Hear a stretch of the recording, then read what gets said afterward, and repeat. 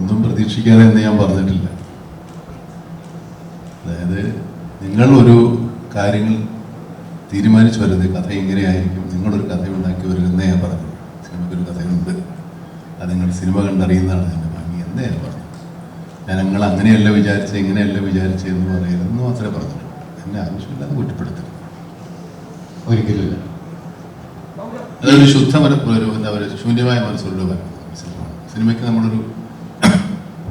നമ്മൾ ഈ ട്രെയിലർ കാണുമ്പോഴും പോസ്റ്റർ കാണുമ്പോഴും ഒക്കെ നമ്മുടെ മനസ്സിലേക്ക് ഈ പറയുന്ന പോലെ ചില ആൾക്കാർ ഇത് ഡീകോഡ് ചെയ്തിട്ട് അങ്ങനെ ആയിരിക്കും ഇങ്ങനെ ആയിരിക്കും എന്നൊക്കെ പറയും. അതൊന്നും ആയിരിക്കണം എന്നില്ല, ചിലപ്പോൾ ആവാം, ഇല്ലെന്ന് ഞാൻ പറയുന്നില്ല. പക്ഷേ അതുകൊണ്ടൊരു സിനിമ കാണുമ്പോൾ നമുക്ക് അതിനോട് ത്രില്ല് നഷ്ടപ്പെട്ടു പോകരുത്. അതുകൊണ്ടാണ് ഞാൻ പറഞ്ഞത്, നിങ്ങൾക്ക് വേണ്ടി ഞാൻ പറഞ്ഞതേ. സിനിമ കാണുമ്പോൾ സിനിമ ഇനിയൊന്നും മാറ്റാനൊക്കെ അല്ലേ, സിനിമ ഓൾറെഡി ആയിപ്പോയി.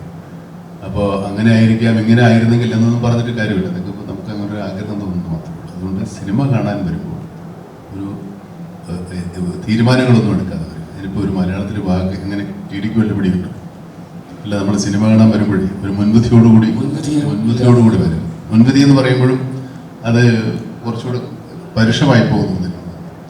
ഒരു എന്തോ ഒന്ന് കാണാൻ വരുന്നു എന്ന് തന്നെ വരണം. നമ്മൾ വിചാരിക്കുന്നത് കാണാൻ വരുന്നു വിചാരിക്കരുത്. അങ്ങനെയുള്ളൂ.